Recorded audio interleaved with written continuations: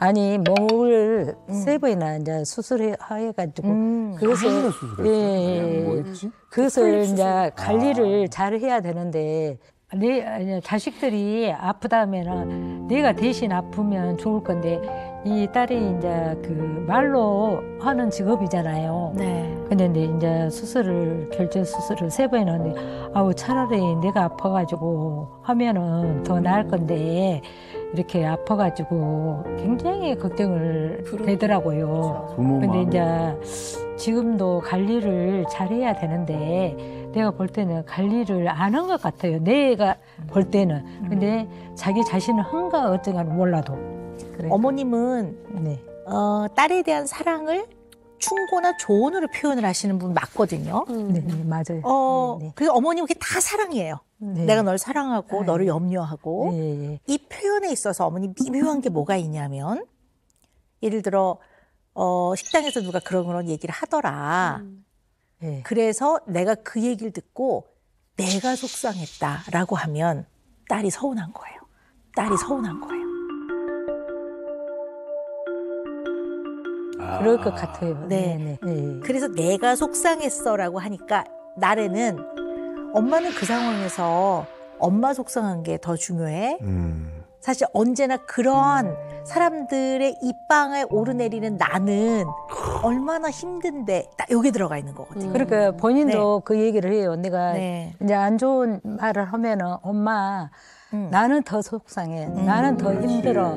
그러면은 내가 또 말을 하다가 말을 안 해요.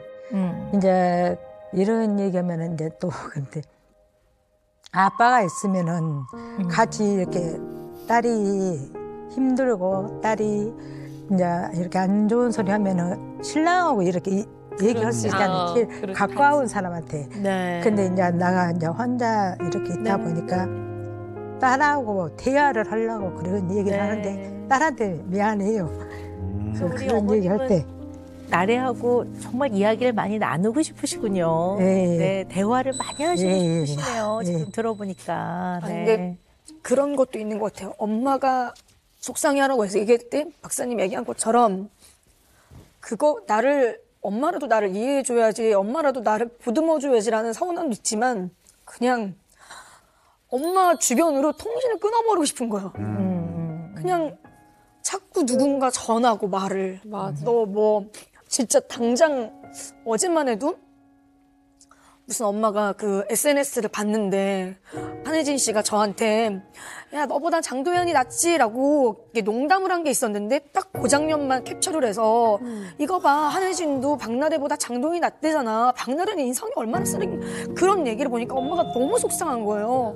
그래서 어머니한테 이랬어요. 제가 엄마 한혜진 언니는 도연이 번호도 몰라. 그리고 혜진 언니랑 나랑 얼마나 친한데 나 오늘 지금 혜진 언니 25주년 화보 찍어주고 왔어. 언니가 부탁해서. 그러니까 그런 거에 휘둘리지 마. 근데 제가 어떻게 엄마를 뭐 매일 감시할 수도 없고. 근데 자꾸 엄마는 안 보려고 하는데도 주변에서 계속 얘기를 하고. 그렇지. 저 힘든 거는 감당이 되는데 엄마가 이런 얘기를 하면은 이제 계속 쌓이는 거야. 그 데미지가. 맞아. 힘든 얘기는 전혀 안 해요. 다른 애들은 이렇게 조그만 일에도 엄마한테 전화하고 엄마 나 이리 했어. 누구한테 이렇게 뭐 당했어. 그런 얘기들을 많이 하잖아요. 그런데 전혀 그런 얘기를 안 해요. 누구 나쁘다는 얘기도 않고 누구하고 다툰 얘기도 않고 자기가 생활하면서도 굉장히 힘들었을 거 아니에요. 근데 방송에서 알았어요. 이제 고등학교 때는 이제 하숙을 이제 해가지고 이렇게 했는데 이제 결국 돼가지고 굉장히 힘들었다고. 그러면은 힘들면은 제가 빚이라도 내서 엄마가 해줄 건데 저렇게 힘들어도 말을 안 했구나. 그런 소리를 들으면은 굉장히 속상해요. 그렇군요. 그러니까 좀 딸이 그냥 엄마한테 좀 마음으로 의지하고 힘든 건 좀 털어놓고 그랬으면 좋겠는데 그러지 않으니까 안쓰럽기도 하고 어떨 때는 안 됐기도 하고 어떨 때는 나를 의지 안 하나라는 생각이 좀 섭섭할 때도 있고 혼자서 다 감당하는 게 굉장히 안쓰럽죠, 부모 입장에서. 그런 마음이 있으시군요. 아니 근데 우리 나래 씨가 언제 그렇게 좀 서울 올라온 건가요? 졸업하고 고등학교 때부터요. 진짜 빨리 네. 올라온 거예요. 그러니까 네.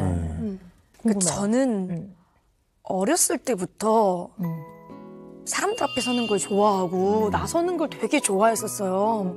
초등학교 6학년부터 이제 학교에도 없던 연극반을 제가 만들어가지고 막 연극도 하고 중학교 때도 연극반을 하고 그래서 연기가 너무 하고 싶은 거예요. 근데 또 당시에 그 영파워 가슴을 열어라고 그 학교들을 막 나와서 하는 프로가 있었는데 안양예고가 나왔는데 그러니까 목포에 사니까 그런 걸 아예 모르는 거예요. 연기를 가르쳐주는 학교가 있어?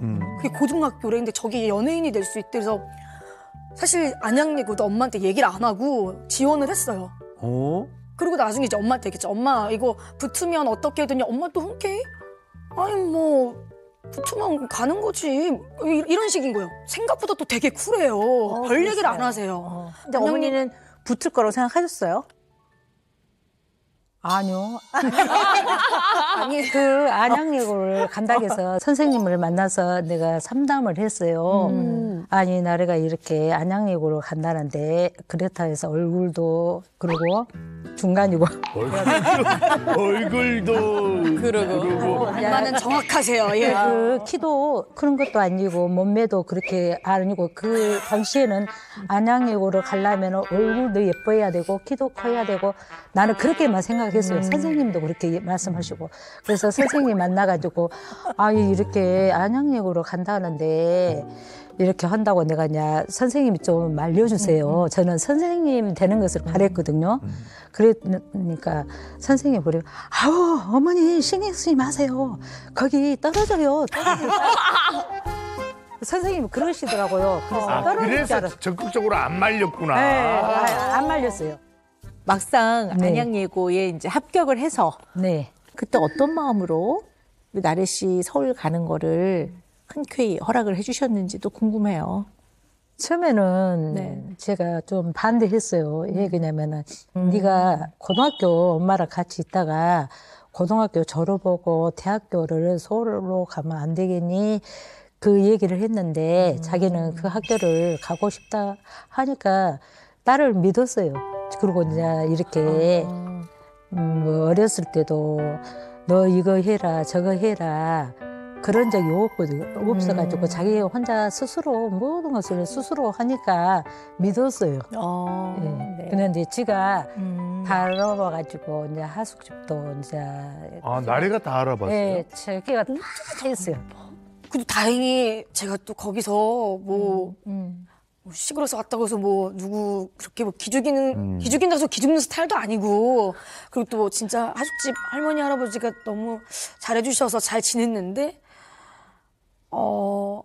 계속 그런 생각은 있었죠. 왜냐면은 학비도 너무 비쌌고 중간중간에 들어가는 돈도 너무 많았고 근데 저희 집이 그렇게 또 부자도 아니고 근데 그래도 엄마는 항상 뭐 그렇게 뭐라고도 안 하셨어요. 너가 뭐 비싼 데를 가가지고 너 때문에 우리가 고생한다 이런 얘기는 단 한마디도 안 하셨어요. 근데 이제 고1 2학기 시작할 즈음에 아버지가 갑자기 돌아가시고 제가 너무 돌아가셨구나. 죄송한 거예요. 왜냐면 엄마 혼자 있는데 집도 부유하지가 않은데 내가 거기서 내 욕심으로 이렇게 학업을 계속 이어간다는 게 그래서 엄마한테 너무 용기를 내서 장례식이 끝나고 학교를 그만둬야겠다라고 생각을 하고 엄마한테 얘기했는데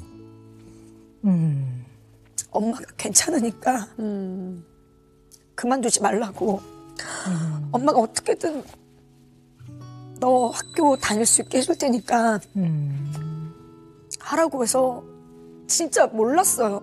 철이 없었거든요. 사실 엄마 고생한 거보다 내가 내 꿈을 이루고 싶은 게 너무 커서 학교를 계속 다녔는데 그때는 그냥 되게 철부지라 왜 우리 엄마는 다른 애들 엄마처럼 내가 공연하는데 보러 오지도 않고 왜 그렇지? 라고 생각했는데 나중에 크고 보니까 엄마가 너무 고생을 하신 거예요. 아빠 돌아가시고 너무 고생하셨어요. 저 때문에.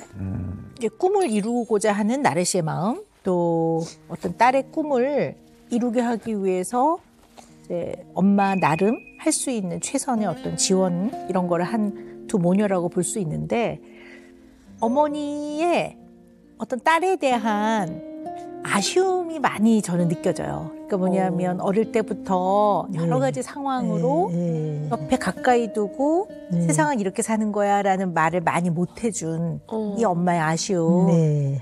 그러니까 그 마음을 잘 표현하고 싶은데 굉장히 오랜 기간 떨어져 살았기 때문에 어떤 방식이 좀 편하게 잘 소통할 수 있는 방식인가가 그게 좀 잘 아직 그 몸에 안 배어 있는 것 같아요. 그거는 나래 씨도 그런 것 같고 어머니도 그런 것 같고. 서로 네. 마음은 그러는데 그렇지 않은데 태원이. 그렇죠. 네. 그럼 예를 들어 아까 우리 영상에서 본 통화 장면 같은 걸 한번 예를 갖고 생각을 해보면 엄마야 그런데 이러면 엄마는 다 벌써. 무슨 일이 있나? 너 힘들어?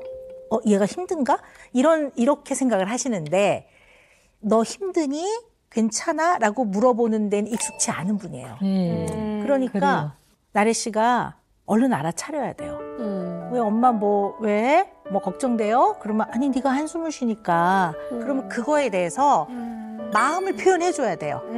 예를 들어 좀 힘들었는데 엄마가 전화하니까 갑자기 그냥 엄마 좋아서 그냥 한숨이 나온 거야 엄마 걱정 안 하셔도 돼요. 뭐 이렇게 표현을 하는 거에 나래 씨도 익숙하지 않아요. 맞아요. 그러니까 그 부분에서 어떻게 표현하냐면 별일 없어요라고 표현하는 거야. 맞아요. 이게 어떻게 보면 감정들이 쏙 빠지고 상황에 대한 질문과 상황에 대한 설명을 하는 걸로 다 끝나. 두 분이. 맞아요. 예를 들어서 제가 목이 좀 안 좋으면은 그냥 여보세요 하면은 그걸 저는 이제 몰랐어요. 근데 저는 그걸 알아차렸다는 생각을 안 하고 목 관리를 잘해야지 방송을 잘할 수 있지라고 얘기하면 그때부터 엄마 나 별일 없어 괜찮아 그러더니 너가 방송을 하자 이렇게 얘기를 하는데 그때는 몰랐으니까 그렇게 잔소리를 생각했는데 지금 들으니까 엄마는 너무 예민하게 저를 보고 있었다. 너는 엄마가 되게 근데 이런 얘기해서 뭐지만 좀 조금 둔하다고 생각했거든요. 왜냐면 화도 잘 안 내시고 저는 잘하면서 엄마한테 크게 혼나본 적도 없고 뭐 크게 칭찬도 없으니까 그냥 엄마는 무덤덤한 사람이라고 생각했거든요. 아까 표현 드렸잖아요. 현실적인 어려움과 위험에 대해서 대비하라고. 그런 면이 있는 거예요. 그러니까 어머님이 직접적으로 표현을 못하고 이제라도 내가 직접 전달하는 것보다는 글을 잘 쓴 사람들의 이야기를 통해 내가 너한테 못해줬던 거를 좀 해주고 싶어라는 마음도 있으신 것 같아요. 나래 씨가 이제 그걸 좀 알면 어머니를 훨씬 좀 편안하게 대할 수 있을 것 같아요. 네.